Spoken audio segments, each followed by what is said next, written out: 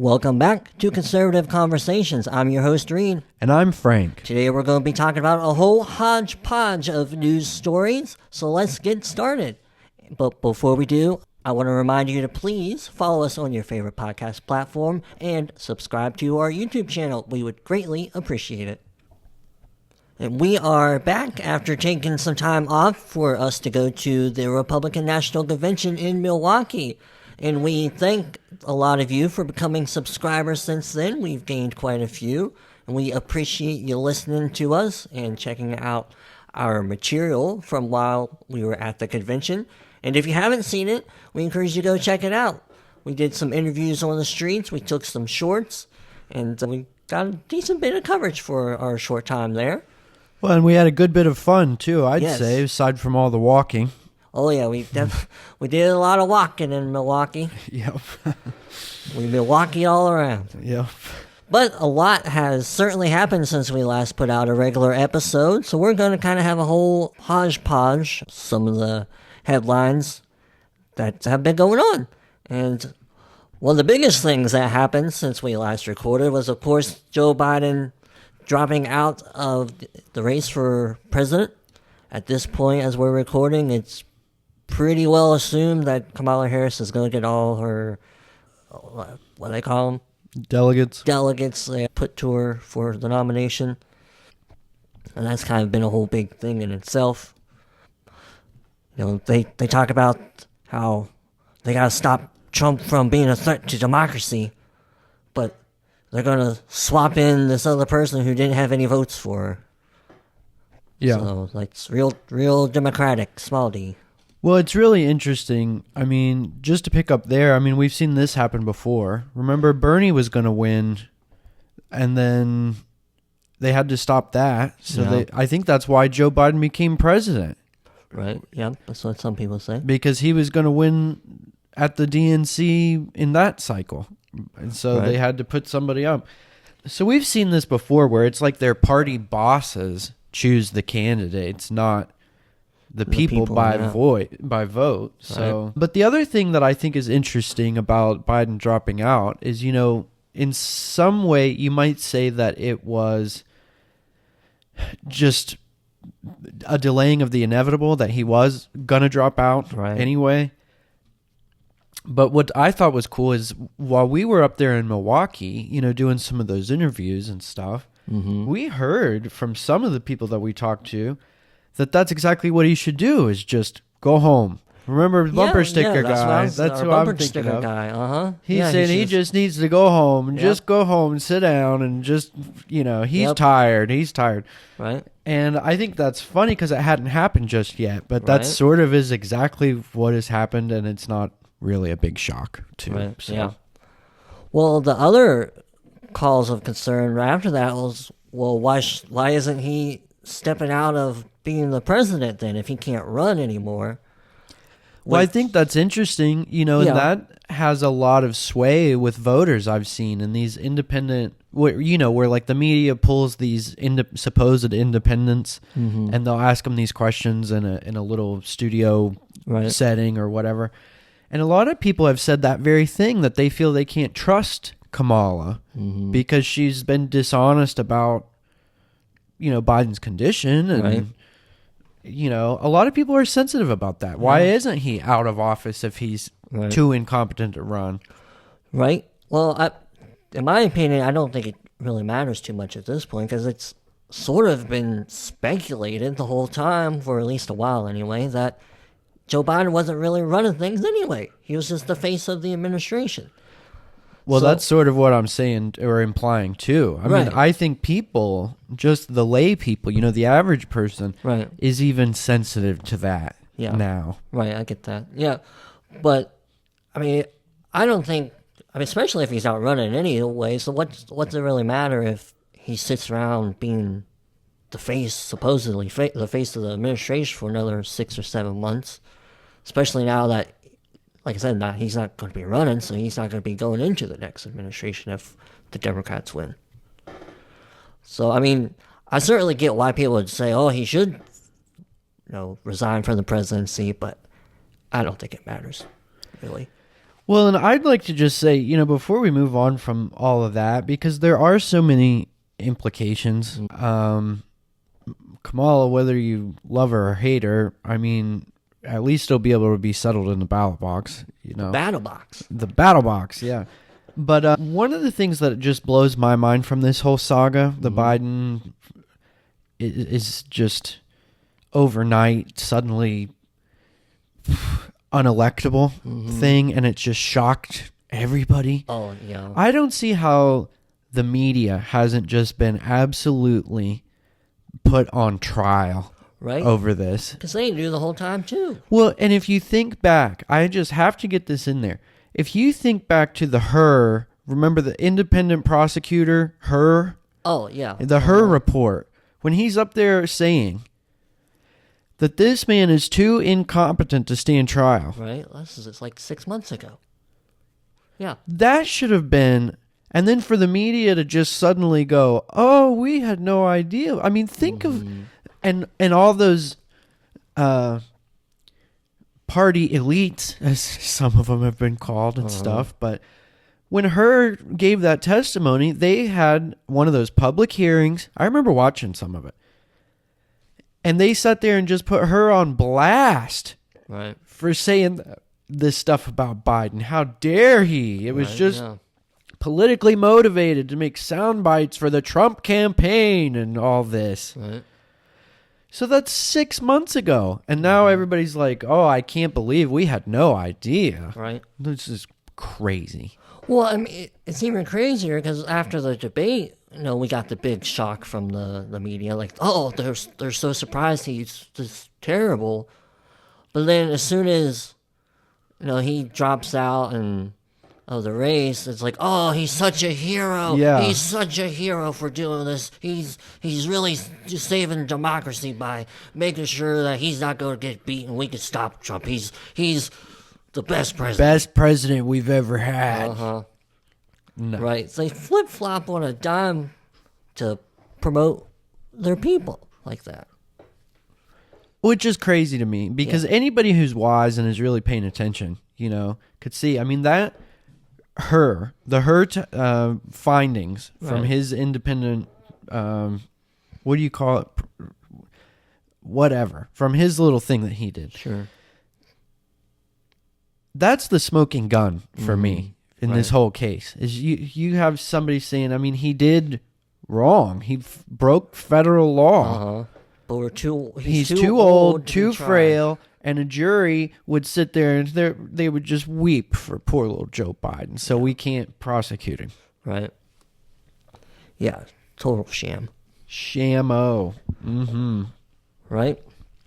Well, anyway, that kind of, we already mentioned that Kamala Harris is, I don't know if she's technically still the presumptive nominee or if she has yet, because I know they're supposed to do this virtual roll call thing. Yeah. I don't know if that's happened yet. So we'll just say, I'm going to say presumptive nominee. But yep, and she's on the meteoric rise, don't you know? She's so popular. Kamala Harris? I've had no idea. No. Oh, you haven't heard? No. She's so cool. She's, as the kids might say, brat. Brat. Yeah, I don't know these young kids terms, but it's a thing. She's brat. Yep. Okay. Yep. But I think she's just enjoying a little what's the phrase I'm looking for? She's the new thing on the block right at the moment for the Democrats because they finally got rid of Joe Biden. So I think her rise of the polls is sort of obvious, but I don't think it's going to last. I don't think so either. I mean, I don't even know. I guess I'm too biased to really speak on this because, no, I haven't seen any news. I would think that it was total poppycock, even if I did see certain headlines that said this kind of thing. She's so unlikable to me that I can't even take her seriously. So all I know is that I can say is I've seen several memes about her. There was this great one that I saw where Michael Jackson did a video called Black and White a number of years ago, but it had a big music video where these people, it was in the 90s, and it was like sort of advanced technology for the time. and it had like a Chinese girl, a black guy, a black woman, people of different races, right? Because that's what he's singing about. And they're all morphing, like, it kind of gives the idea that they're the same person shifting shapes and identities. And, well, somebody readapted that video so that it was Kamala, and they're putting it to Michael Jackson's, like it's the actual video to his... And he's singing about, it doesn't matter if you're black or white. And she's changing from like an Asian woman to a black woman to a white woman. It's hilarious. It looks so funny. Right. So I guess I'm just biased and I just see those kinds of things because I don't like her. Well, I don't either. Well, it sounds like you're being more neutral though. I'm sort of being facetious about it. There are polls showing her in some states with pretty close polling numbers to Trump right now. But like I said, I think it's just because she's roused up new excitement for the Democrats because they don't have to worry about voting for Joe Biden. But I wonder if it's even genuine though too. I mean, because you see the same thing in the red countries when they put Xi Jinping out there. There's great love and support for Xi Jinping, but a lot of the people don't really like their government. Yeah, it'd be interesting to know how much of her big money I shouldn't say big money, but her large donation hauls have been from like small dollar donators instead of just these rich yuppies. Well, that's interesting too. That reminds me of something I don't have a link for, but I saw a short video where they had looked into some of these donations, and a lot of them just seem fraudulent on their face. Like one was traced back, some guy who listed his employment as unemployed donated like almost 10 grand or almost 20 grand. I don't remember the exact figure. But when they looked up the guy's address, it's a rental property that's vacant. It's a vacant rental property. And in the Google picture from Google Earth, there's a homeless guy on the porch. Like camped out on the porch, but the property's like vacant. Right. You can see that. I mean, it's up. Maybe it's listed for rent. Sure. So it gives the impression maybe there is somebody in there. I don't know, but it kind of gives the impression there's not because it's for rent. And there's some guys camped out there, and it's like, how could somebody in this kind of condition be given tens of thousands of dollars to anybody's campaign? Right. Yeah, it's fishy, but I'm sure that's on both sides. You have things like that, right? I was gonna continue with, at least in my view, I even if the polling is accurate about how well she's doing, I don't think it's gonna last because I think the Democrats as a whole this year are toast. I don't think whoever they put up would have won. Yeah, I mean, I think so too. I certainly think so. Yeah. But, when I say that to people, I've thought that in previous cycles. Right. I sort of think that all the time. I don't know how anybody could vote for a Democrat. But right. I've been wrong many times. Oh, yeah. I mean, look at where we are. Yep. And there is a habit I've noticed amongst people when I say, well, I don't think any Democrat could win. A lot of people, this has happened to me where they'll say, yeah, if they don't cheat. And it's like, I don't really like that word. I don't like to bring that up. It's a whole like sort of taboo thing in a manner of speaking. But a lot of people believe that they're just going to cheat their ways in again.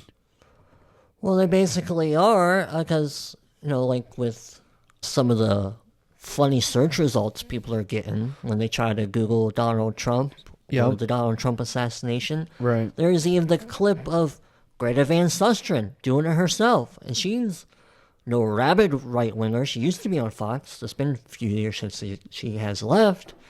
But even she did a little video of her trying to Google Donald Trump. And she got a bunch of results that were positive about Kamala Harris. Yeah. So, I mean... Well, I've seen that too, where it doesn't come up in the suggested results. Like, you have to put in, like, assassination of former president, and people will literally, they'll type T and get no results, R, no results, U, no results, M, no results, P, still no results. And when they Google it, okay, some stuff will come up, but it's usually negative. And it's crazy. It's like, this is a big story that a lot of people are interested in one way or the other. Right. And it's like, Google can't preempt that people are looking for the assassination of Donald Trump. It's just not there in the predictive. Right. I don't think so. Right. I mean, they might not rig it at the battle box, but they're certainly rigging it via the information channels. I don't know.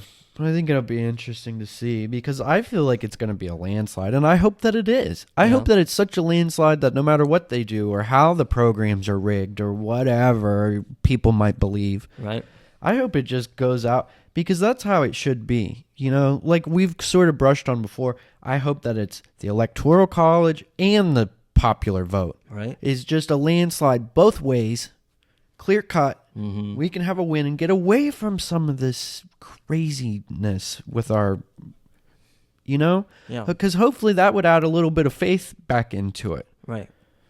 Yeah, I think so. I mean, even if you're not happy with Donald Trump, at least to just have a clear, right? Nothing to debate, win. Right. Exactly. Yeah, because, I mean, that's part of,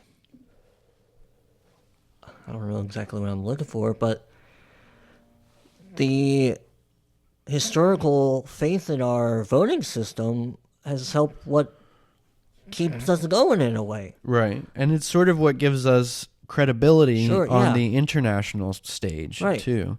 Yeah. Because I was just listening to this video earlier today about the Dominican Republic and Haiti, how they're so different, but yet they're the same island. Yeah. And one of the things it talked about was the former leader of Haiti, before he was assassinated 3 years ago, was in office for almost 10 years or so. You're right. But he kept pushing back elections. Yeah. So, I mean, I'm so glad that doesn't happen here, and I would certainly never want it to, because then we certainly wouldn't be the same country anymore. No. Well, and that's why we have to follow our Constitution, right? Because it outlines that stuff. Yes. Well, I just think it's interesting. I mean, when you talk about some of the other stuff that we're seeing flare up again, like this stuff in the Middle East, seems like it's going, and to be in a situation, if we're going to have any kind of a hotly debated or even a warmly debated election, that can add trouble. When the Middle East is on fire again, it looks like it's getting cranked back up to a 9 or 10. There's all this stuff about, what is it?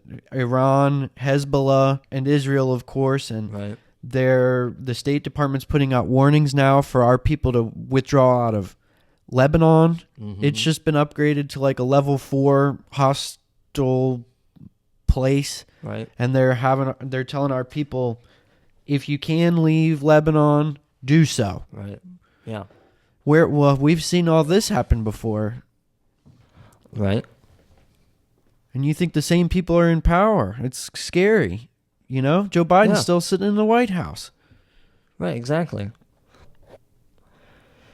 I think, at least for my view, the failure on foreign policy is probably one of the worst things. Because sure, inflation is really ridiculously high, and it's hurting a lot of people. And other policies like that. There are cultural problems going on over here. But those are things that we can actually deal with in certain ways ourselves as, culture, as a society in America. But what's going on overseas does eventually have an effect on us, but there's very little we can do about it, because it's the job of our foreign leaders. Well, not foreign leaders, our leaders, to help work with some of the foreign leaders to, in order to help protect us in a way. But we can't do anything. Right. So I think it's certainly... But we can. I mean, if we had a more effective leader like Trump... Right, well, yeah, okay, I see what you're saying. We can by going and voting for him, yes. But, I mean, like, during the interim, when we don't have a chance to vote for somebody new, there's... No, we're... what's the phrase I'm looking for? I don't know, but there's, like I said, there's not much we could do about it. It's, in our own lives. I know, but that just scares me so much. I mean, we've come so far, and that's what's so scary about these identity politics and the fact that how they're putting up somebody like a Kamala Harris when the world's on fire. And it's like, we need to make sure that who we're putting in there actually has the temperament. Like, I'll just say this. Well, I get that. When Donald Trump says that on day one, or what does he say? He doesn't even say on day one. He says as soon as he becomes the president-elect, this war in Ukraine will be over, he says. I believe him. Yeah. Right? I've heard a couple of people talk about when he was the president last time, and he made some kind of threat to Vladimir Putin about something, and supposedly Vladimir kind of told him that he wouldn't do it, and Trump's response was, I might. Basically, I might just be crazy enough to do it. You don't know. So don't test me on it. Yeah. And it's the good old speak softly, carry a big stick. It certainly works. It has worked. And that's what's happening now, and we see the results of it. Absolutely. Chaos. It's absolute chaos. And I don't know why sometimes the American people's memory is so short. Yeah. Because, I mean, this, to me, like I said, the whole pulling out of Lebanon, well, we don't have the same assets in Lebanon that we did in Afghanistan at the time. I mean, that base that we abandoned, all those, military equipment and all these big high-dollar assets that we had over there. Right. Well, that's not going to be the same type of thing. This is more, we're talking about civilian. Yeah, I think it's like the embassies and the consulates or whatever. Right. Yeah. But it still scares me because I've heard this before. Before we pulled out of Afghanistan, they did the same thing. They told people quietly, they tried to say, get out. Well, not everybody did. The next thing you know, it's just a fiasco. And that's how I feel this going. I mean, who's to say where it's going to go? Right. And I certainly hope it's not a fiasco. Sure. But when this Biden administration, the same one, says again, yeah, if you guys can get out, you should get out. I tell you what, if I were in Lebanon, I would be, I'm sorry to be so blunt, but I would be shitting myself right now. Right. If I heard this administration tell me I needed to get out, I'd be gone, man. Oh my gosh, I'd be 3 states over before I could check out of my hotel room. Right. I mean, speaking of the short memories, Benghazi was an embassy or consulate building. Right. It wasn't any kind of military base. But yeah, our enemies were willing to attack us there. Yeah. Huh?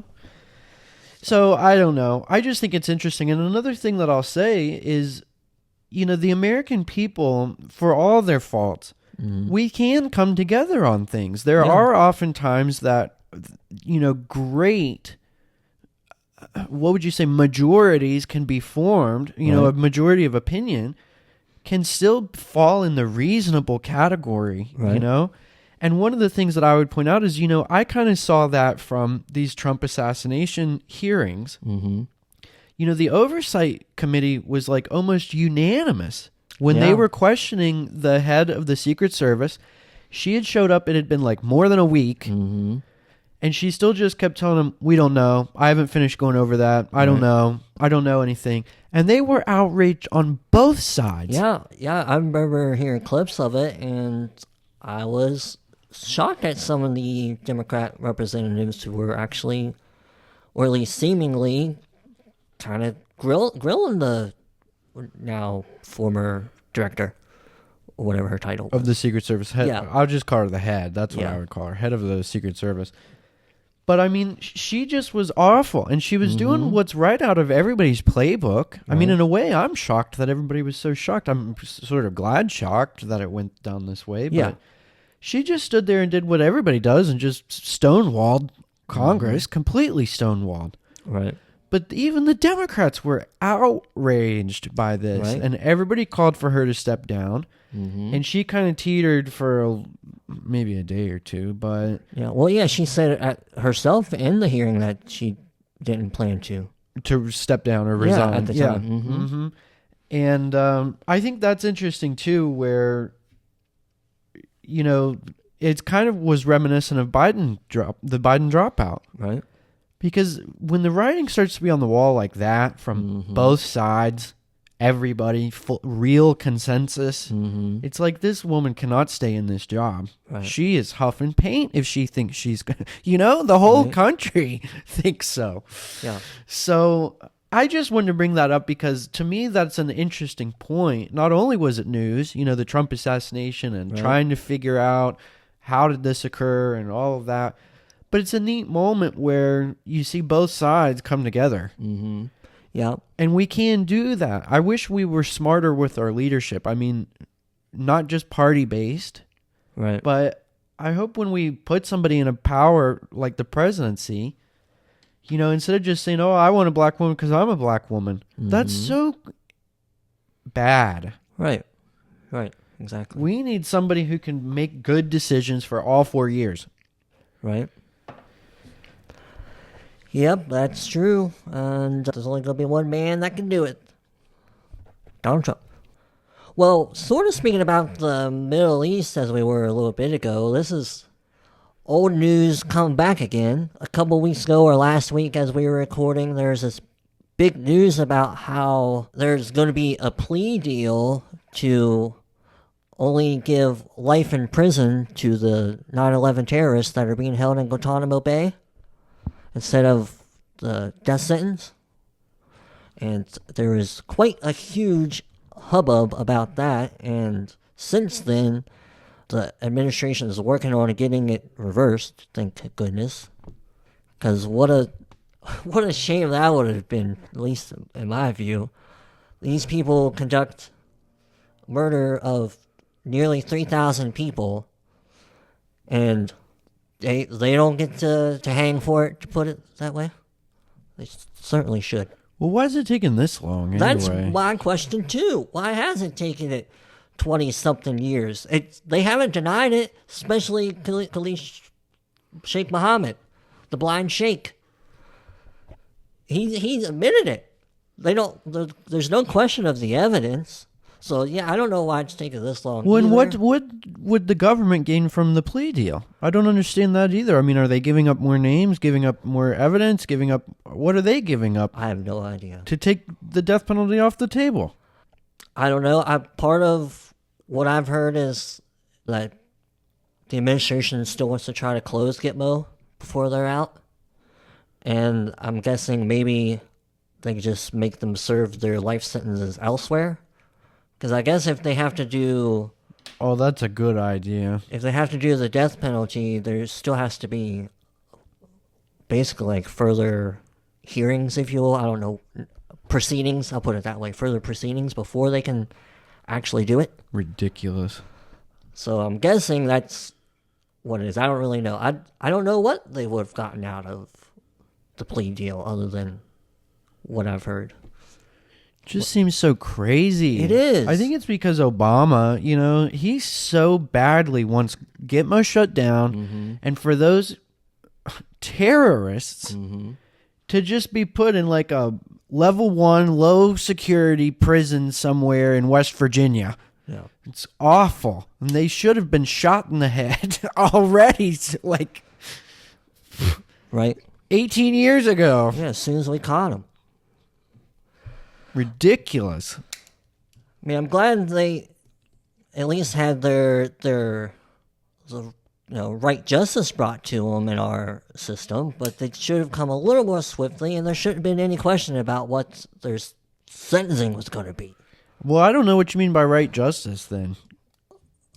That they had their day in court.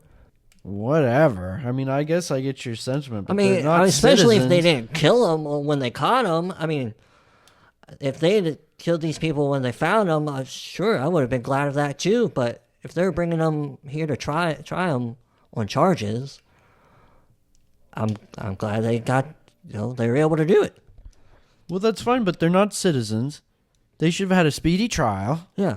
Well, It should be over. Quicker. It should be done. Yeah. I can't believe it. I feel like it's justice.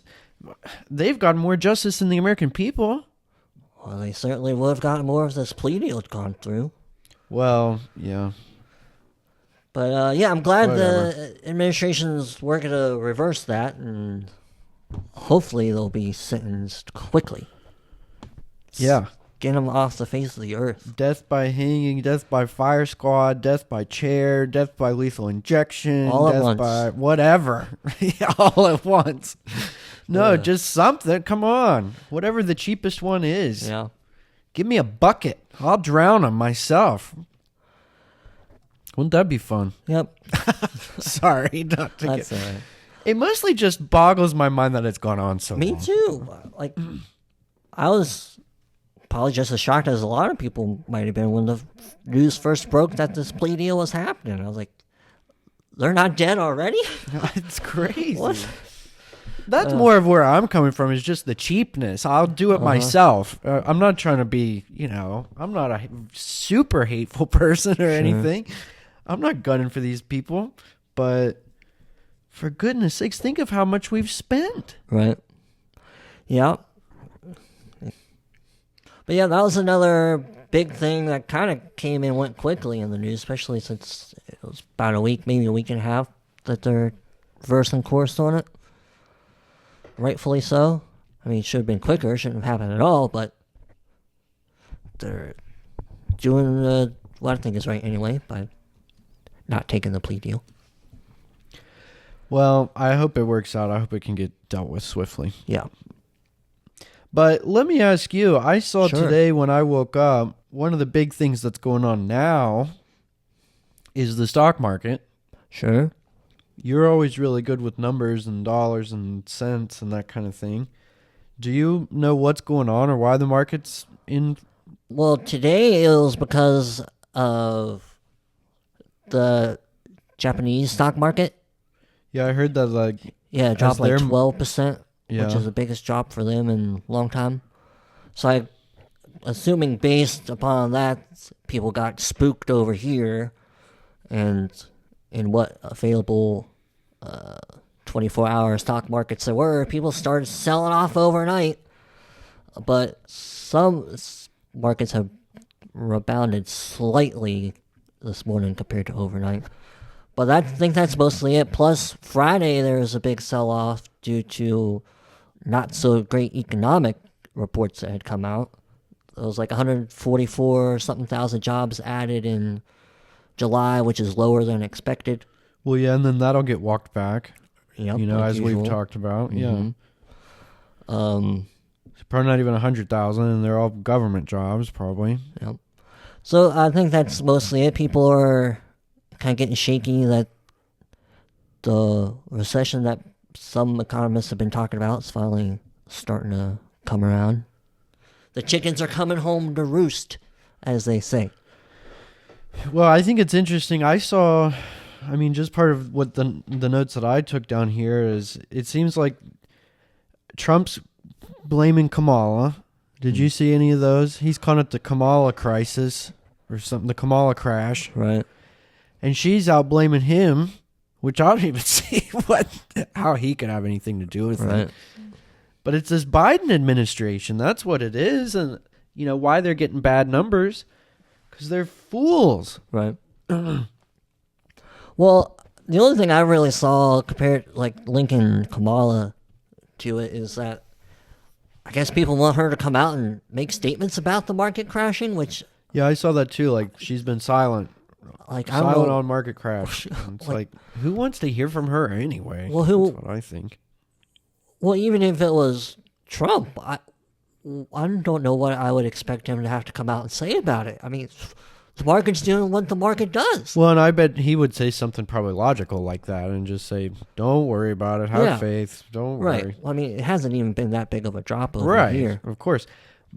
But still, it's just so silly. Yeah. Again, I'm showing my bias. I really don't like Kamala. Right. That's what I find as we have to talk about her.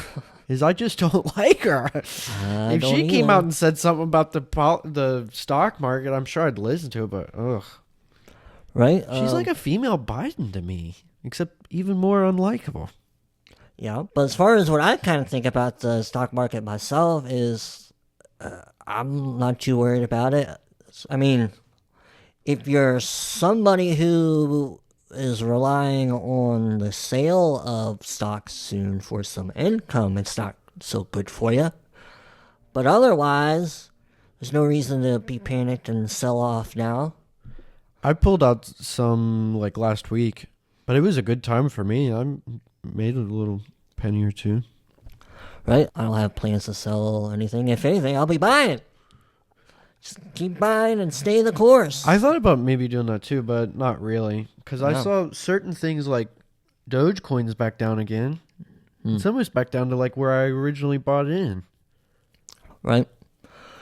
Well, yeah, I mean, I probably won't really buy either because, in my view, I think the market's going to probably drop some more before the year is over. So it'll be even better time to buy.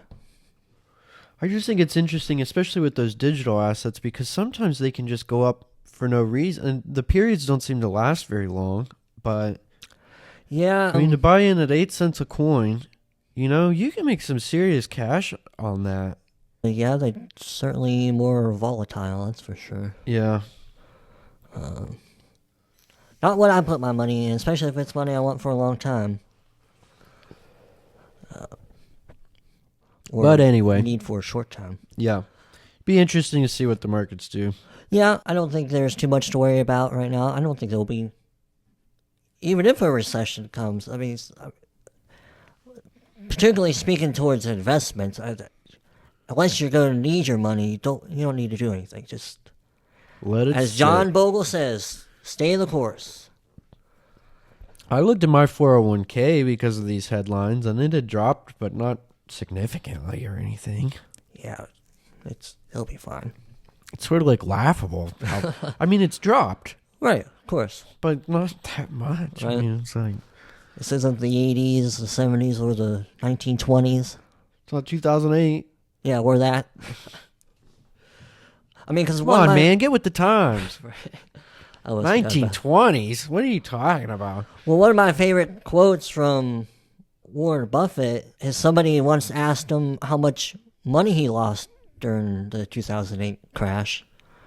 His response was none, because he didn't sell. which is the accurate answer, if you can stomach it. So, but yeah, that's... I'm kind of surprised when I woke up this morning and checked my brokerage account and saw that stuff had tanked overnight. I was like, oh, what the heck's going on? Then I asked my phone to play the news for the morning, and then I learned about the Japanese stock market. I was like, oh, that'd be it. Well, excuse me, too, since you brought up Warren Buffett, he's one of the big ones that's been involved in some of these sell-offs. And he's sitting on massive amounts of cash right now. Oh, yeah. Berkshire Hathaway. Yeah. But they've sold a lot of their positions off. Yeah. Yep. I mean, if I guess not to drag it on too long, because this isn't a investment podcast or whatever, but if you've had significant enough gains and you think that the market's going to go down even more and you'd like to have some cash to deploy when it's an even better time to buy, then it might not be terrible to sell some stuff off if you've made some money on it before it gets worse. You think he'd do things like buy whole companies rather than individual stock positions? It depends. He does own whole companies. Oh, I know he does. I guess it just depends on the company. I don't know. Just think it's interesting. Yeah. I just wonder. I mean, to think about having as much money in the bank as he's got in the bank just really makes your mind wander. Right? Yeah. Well, the other big thing that's been going on, is still going on, is the Olympics in Paris. There's also been, with that, a lot of protesting going on. I saw there have been like some organized sort of attacks. I think that's sort of a loose attack. I don't think it's like bombings and that kind of thing. But yeah, like the train station or bus line, something were vandalized. The train lines. Stuff like that. But it's also been interesting. I mean, at least for me personally, I love the Summer Olympics. They're usually like one of my favorite things to watch. I think it's so cool how all the countries come together. You know, the tradition goes back. I when I originally went to college, was a classics major, and this is something that comes out of classic antiquity, the Olympics. I just think it's so neat. But this is the first year that I really haven't paid much attention to the Olympics either. And everybody I ask, everybody I talk to, people at work, family members, you know, I'll say, you've been following the Olympics? And almost everybody says, not really. Yeah. I mean, I've never really watched a whole lot, you know, in previous years, but yeah, I would say this is one of the times I feel like I've paid less attention and cared less about it. I mean, everybody likes their certain sports, but for me, I love the swimming. I love the swimming. I love the sort of what do I call it? Like the ballet types of things where they do the balance beam and all that. Oh, the gymnastics, yes. The gymnastics. It's just amazing to me what some of those people can do with their bodies, you know, and track and field's always interesting and good. But this year, I don't know. And I don't think it's even a timing issue. I'm sure I've had the time to watch the Olympics if I wanted to, but I just haven't been doing it. So, I don't know. That's interesting to me. I can't really explain it, but I did look right before we went on air, and I've got the medal counts. Can you guess who is number one? The only number one. USA! USA! Do you know who has the most golds? China. It is China. They got us licked by one. But we're beating the pants out of them in overall medal count. That's good. 78 to 53. That's all that counts. And I'm sure we'll pull ahead and end up with the most gold, maybe. Yeah. We'll see.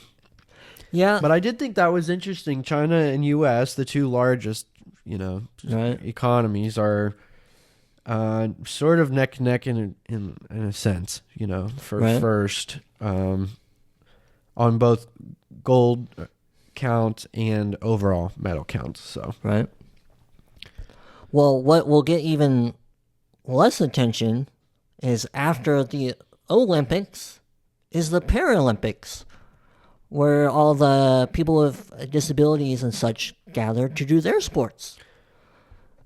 And I might try to pay attention to some of that because there's a sport for the blind called goalball, GOALBALL, if you folks want to go look it up on YouTube and see how the game's played. But that sport is played in the Paralympics, and I might try to see how some of those games are going. Reid here used to play goalball. Yes, yep, when I was in high school. What was your position? Right wing, interestingly enough. You're a real right winger. Yeah, but it's a fun game. I mean, if I had to describe it quickly, it's a 3-on-3 in a basketball size-ish court. Every member is blindfolded, regardless of if they're totally blind or just visually impaired. And there's a ball about the size of a basketball. It's hollow and has bells in it. And you roll it across the court towards the other team, and they gotta try to lay down and block the ball with their body. Make sure it doesn't get past them across the goal line. And to me, from what I've seen of it, it does seem kind of like a mix between like basketball and soccer in a way. Yeah, in a way. It's a pretty fun game. If you're ever in attendance of a game, you have to be completely quiet for obvious reasons so the players can hear the ball. And there are some pretty tough teams out there. Even when I played in high school, we played against the boys' teams, of course, because girls weren't playing on our teams back then, or vice versa. And some of those boys can throw a pretty hard ball, and it can hit you pretty good in the chest and almost knock the wind out of you for a second. So I can't imagine playing against somebody at the Paralympic level on the other end of the court. Hey, did you happen to see, I think there was a guy who did Pommel Horse, who's blind for the American team. Huh. I have not seen that yet. In the regular Olympics. Interesting. Yeah. I don't know if he's like just like technically blind or legally blind or Right. completely blind. I have no idea, but yeah, I'm pretty positive I'm not making that up. I don't have his name or anything, but Well, I mean, it seems to me that, if you're able to compete on an equal level with an able-bodied person, you wouldn't necessarily have to go to the Paralympics. well, yeah, because for pommel horse, you don't leave the pommel horse. Yeah. You just stay on the pommel horse the whole time. Just move your body around and around and around and around and around. Yeah. I don't think you even need to see what you're doing. You know Right. what I mean? You know the pommel horse, right? Yeah, it's that gymnastics thingy. It's like a saw. What do they call it? A sawhorse, but it's got those grips in the middle. On the two end. Yeah, and they kind of, just sort of swing their bodies around it and Yeah. do these different Yes, yeah, I've little seen tricks with their hands and their feet and body. those, right? Well, that'd be pretty neat then, if that's the case. Because that'd be the first time I have heard of like a disabled person competing in the traditional Olympics. Yeah, well, and I'm which- pretty sure he got a medal too. Cool. Nice. Well, that's pretty cool. Well, I looked up this name just because I wanted to really fast. Sure. And this guy's name was Stephen Nedorosik. Stephen Nedorosik, something like that. He's a U.S. guy, a U.S. gymnast, and he finished third on the okay. pommel horse. And it says he brought visibility to an eye condition called coloboma. Coloboma? I don't know what that is. Which occurs when part of the tissue that makes up the eye is missing. Coloboma. I don't know what coloboma is, but I've not heard of it. yeah, me either. So I guess parts of his eyes are missing. Like, I guess the tissue didn't even grow or something. I don't know. I don't know the condition, but... Right. But yeah, I thought that was neat. Somebody, they just casually said it. I think I saw it in a YouTube short or somebody okay. was talking about the Olympics. I don't know. And they said that this guy was blind, or I guess he's blind. I don't know. I don't know what that condition is. But they said he had just waited around all day just to do that pommel horse and win bronze. Well, that's cool. Yeah. Nice. Well, I think that about wraps it up for all of our main headlines. And so we're about to move into our exclusive segment. And if you'd like to hear this, we encourage you to please become a paid subscriber over on Red Circle. You can find links in the show description and the show notes. And we hope you do that and check this out so you hear what the next segment is. And listeners, if you enjoyed this great conservative conversation, we encourage you to go follow us on your favorite podcast platform. You can find us on Apple, Spotify, Stitcher, and many more. You can also go subscribe to our YouTube channel where you can check out some of our material from the RNC. Just search at Conservative Conversations 92. And we'd greatly appreciate it if you become a paid subscriber through our podcast host, Red Circle, so you can access exclusive content, such as our exclusive segment in this episode. That's right. We hope you might share us with a friend or two and encourage them to become paid subscribers so they have access to the same bonus and exclusive content that you have access to. And as always, we thank you for listening.